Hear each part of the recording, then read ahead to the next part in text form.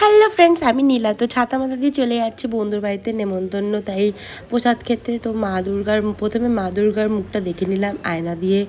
ঠিক আছে, এটা নাকি রিচুয়াল, বাট আমি জানি না এটা কেন দেখতে হয়, আমি সেটা বলতে পারবো না, বাট দেখে নিলাম।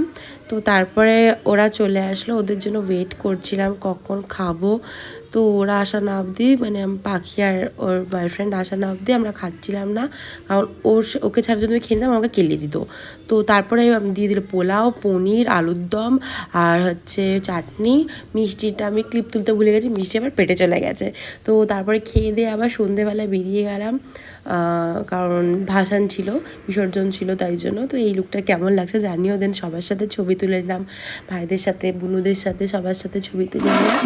ছবি তুলে ব্যাস বা একদম চলে গেলাম আমরা নাচানাচি করতে। ঠিক আছে, দেন তারপরে আমরা ভাসান ডান্স দিতে চলে গেলাম। ওই দেখো লুঙ্গি, তো দিদি কী নাচ হচ্ছে এটা।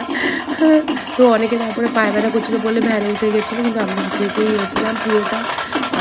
বাবুগঞ্জ স্কুলে ভাসানো হয়েছে, অতটা থেকে মানে সুভাষনগর থেকে অতটা অনেকটাই ডিস্টেন্স, অতটা হেঁটে হেঁটে নেচে নেচে চলে গেলাম। পায়ের পরে খোয়া ফেটে গেছিলো, সেটা সকালবেলা একটু বুঝতে পারছি। দেন তারপরে বাড়ি চলে আসলাম একটু নাচানাচি করে। ঠিক আছে, তো তোমরা নাচটা দেখতে থাকো। তো আর কিছু বলার নেই, হাসি পাচ্ছে। হ্যাঁ, good night guys, bye by.